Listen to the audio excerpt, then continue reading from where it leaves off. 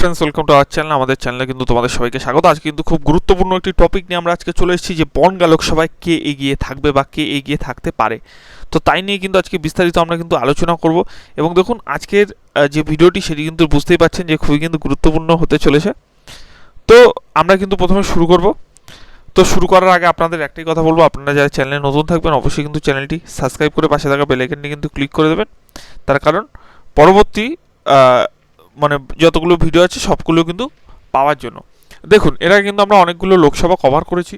আজকে কিন্তু আমরা বনগাঁ লোকসভাটা কভার করব এবং জানবো যে এখানে কার পাল্লা ভারী এবং কে কিন্তু এখানে এগিয়ে থাকতে পারে। দেখুন, আমরা যেটা করব সেটা কিন্তু একটা সম্ভাব্য মানে বলবো, এটা কিন্তু হতেও পারে বা নাও হতে পারে, এগিয়ে থাকতেও পারে বা নাও থাকতে পারে। তো দেখুন, এখানে দাঁড়িয়েছে কে? এখানে কিন্তু টিএমসি থেকে দাঁড়িয়েছে বিশ্বজিৎ দাস, বিজেপির থেকে দাঁড়িয়েছে কিন্তু শান্তনু ঠাকুর, এবং কংগ্রেস থেকে কিন্তু শান্তনু বিশ্বাস কিন্তু দাঁড়িয়েছেন। এবার দেখুন, এখানে কে এগিয়ে থাকতে পারে আমরা কিন্তু 2014 এবং 2019-এর একটু ট্রেন্ডটা দেখে নেব। দেখুন, 2014 কিন্তু বনগাঁতে ভোটার সংখ্যা ছিল 15,40,000, মেল ভোটার ছিল 7,96,000, ফিমেল ভোটার ছিল কিন্তু 7,44,000, ভ্যালিড ভোট কিন্তু ছিল 12,73,723টি। 2014 সালে কিন্তু টিএমসি জিতেছিল, এবং টিএমসির ভোট মার্জিন কত পার্সেন্টেজে জিতেছিল? দেখুন, 1,46,601 ভোটে জিতেছিল, এবং ভোট পার্সেন্টেজ ছিল কিন্তু 11.4। দ্বিতীয় স্থানে ছিল কিন্তু সিপিএম 31.8, বিজেপি ছিল তৃতীয় স্থানে 19.2, কংগ্রেস ছিল 4 নম্বর স্থানে কিন্তু ছিল। এবার দেখেন আমরা ভোট টোটাল কিরকম কি ছিল, আমরা কিন্তু সেটাও কিন্তু একবার নজর দেখে নেব। দেখুন, 42টা আসনের মধ্যে টিএমসি কিন্তু 2014 পেয়েছিল 34টি, কংগ্রেস 4টি, বিজেপি 2টি ও সিপিএম কিন্তু 2টি পেয়েছিল। এবার দেখা যাক যে এখানে কিন্তু কপিল কৃষ্ণ ঠাকুর কিন্তু টিএমসির হয়ে জিতেছিল। এখানে কিন্তু ভোট পেয়েছিল 5,51,213টি, যার ভোট পার্সেন্টেজ কিন্তু 42.94। সেকেন্ড পজিশনে ছিল কিন্তু দেবাশিস দাস। দেবাশিস দাস কত ভোট পেয়েছিল? দেবাশিস দাস কিন্তু 4,04,612টি ভোট পেয়েছিল, ভোট পার্সেন্টেজ ছিল কিন্তু 31.52।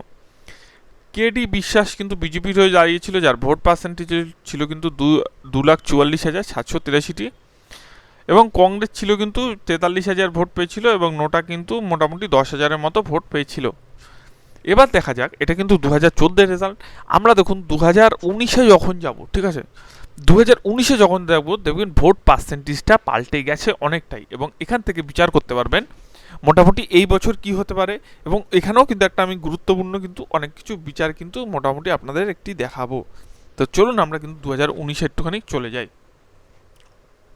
দেখুন 2019-এ ভোট কিরকম ছিল। দেখুন, বিজেপির কিন্তু ভোট পার্সেন্টেজ ছিল 19.7 2014-তে, সিপিএমের কিন্তু ছিল 31.52 কিন্তু ভোট পার্সেন্টেজ ছিল। দেখুন 2019-এ কিন্তু সিপিএমের ভোট পার্সেন্টেজ চলে গেছে একদম তলানিতে 6.4-এ, এবং বিজেপির কিন্তু ভোট পার্সেন্টেজ হয়ে গেছে 49.1। তার মানে বিজেপির পার্সেন্টেজ কিন্তু প্রচুর বেড়ে গেছে। এবং দেখুন টিএমসির পার্সেন্টেজ কত ছিল? টিএমসির পার্সেন্টেজ কিন্তু ছিল 2014-তে 43.3, ঠিক আছে।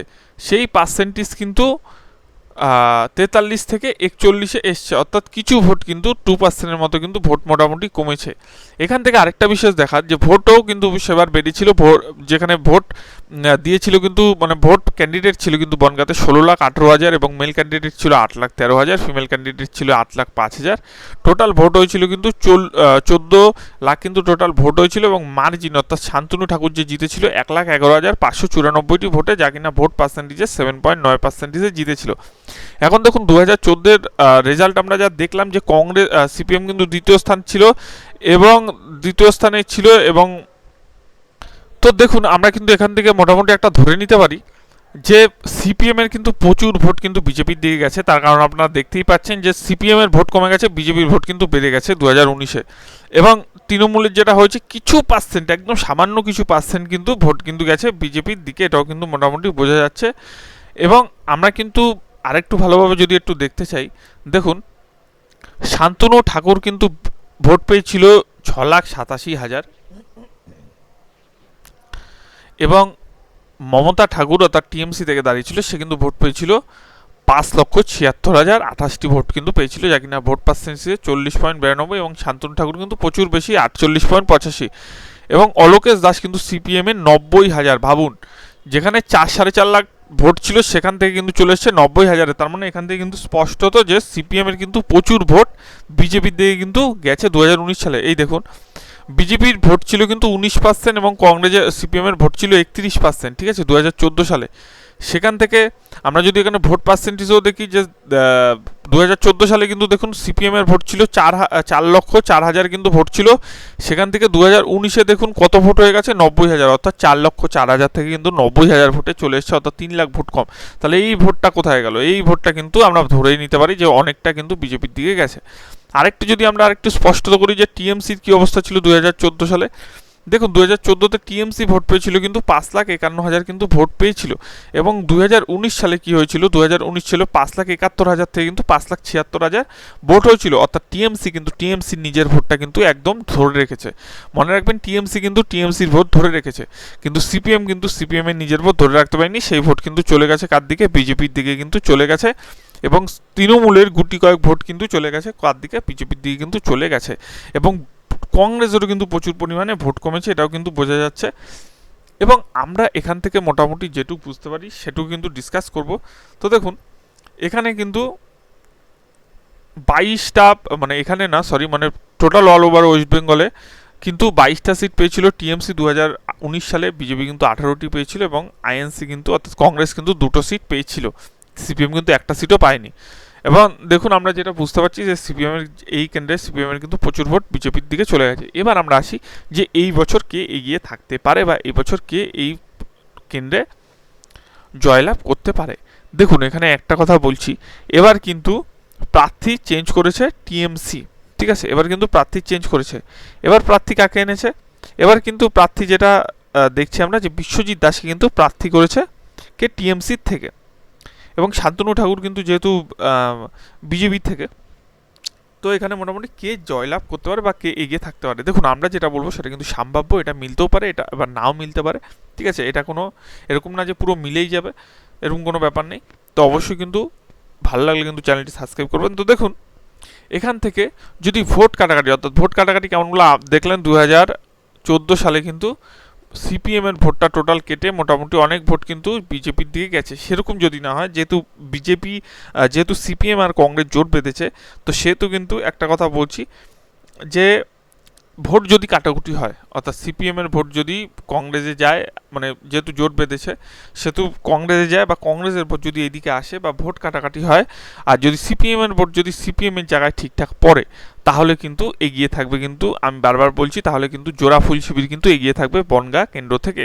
আর যদি না সেই আগের বারের মতোই মোটামুটি সেই ভোট যদি এদিক ওদিক খেলা হয়, বা ভোট যদি এদিক, মানে এদিক বলতে আর কি যারা সিপিএম বা ওইখানে ক্যান্ডিডেট ছিল, আপনারা মানে ক্যান্ডিডেট বলছি কেন, যারা ভোটার ছিল, দুঃখিত, যারা ভোটার ছিল তাদের ভোট যদি কোনো কারণে একবার এদিকে চলে আসে, অর্থাৎ বিজেপির দিকে চলে আসে, তাহলে কিন্তু এখান থেকে বিজেপি বড় পরিমাণে কিন্তু একটি আসন পেতে পারে।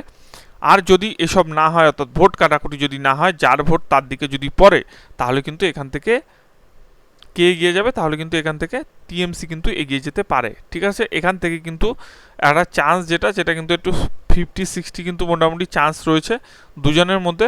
তবু এই দুজনের মধ্যে আমি কিন্তু একটু হলেও, সামান্য একটু হলেও কিন্তু শান্তনু ঠাকুরকেই এগিয়ে রাখবো। আবার দেখুন এখানে কিন্তু একবারেই বলা যাচ্ছে না যে শান্তনু ঠাকুর এগিয়ে থাকবে, এখান থেকে তৃণমূলও কিন্তু এগিয়ে থাকতে পারে। আমি বারবার বলছি ভোট কাটাকাটি, তো এই লোকসভার কি হতে পারে সেটা কিন্তু অবশ্যই আপনারা কিন্তু কমেন্ট সেকশনে জানাবেন। তাহলেও আমি একটু হলেও কিন্তু শান্তনু ঠাকুরকে সামান্য এগিয়ে রাখবো, ঠিক আছে। আর কি হতে পারে আপনারা যেই লোকসভা থেকে দেখছেন অবশ্যই কিন্তু কমেন্ট সেকশনে কমেন্ট করুন, আর ভিডিওটি ভালো লাগলে চ্যানেলটি সাবস্ক্রাইব করুন। ধন্যবাদ।